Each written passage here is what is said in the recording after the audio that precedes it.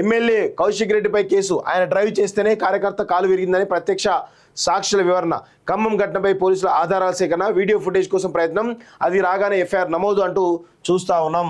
So video ఒక దొంగ దుర్మార్గుడేనే, ఏం లేదు, ఎవడెటన్నా పోని మాకు సంబంధం లే అంటాడు ఇలాంటి దుర్మార్గుడు. బీఆర్ఎస్ ఎమ్మెల్యే పాడి కౌశిక్ రెడ్డిపై ఖమ్మం పోలీసులు కేసు నమోదు చేసేందుకు రెడీ అవుతున్నట్టు సమాచారం. అందుకోసం పూర్తి ఆధారాలు సేకరిస్తున్నట్టు సమాచారం. ఈ నెల 3న మున్నేరు వరద బాధితులను పరామర్శించేందుకు బీఆర్ఎస్ ఎమ్మెల్యేలు ఖమ్మం పర్యటన వెళ్లారు. ఆ సందర్భంగా కాంగ్రెస్ బీఆర్ఎస్ క్యాడర్ మధ్య గొడవ తలెత్తింది. ఈ గుంపులో ఉన్న బీఆర్ఎస్ కార్యకర్త సంతోష్ రెడ్డి కింద పడగా ఆయన కాలు మీదుగా కారు వెళ్లడంతో కాలు ఫ్రాక్చర్ అయినట్లు వైద్యులు వెల్లడించారు.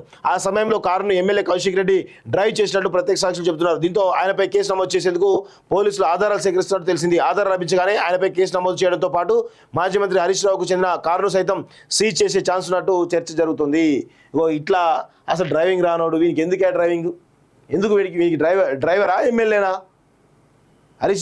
కౌశిక్ రెడ్డి నువ్వు హరీష్ రావు డ్రైవర్వా ఎమ్మెల్యేవా?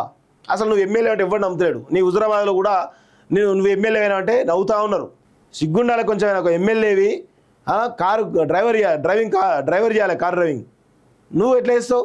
ఈరోజు సంతోష్ రెడ్డి అనేటువంటి ఆయన కాలు మీద ఓనిచ్చినావు. వాడు ఎటన్నా పోని.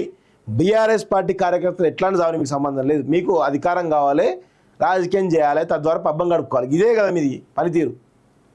మీ బతుకులు, మీ కథ.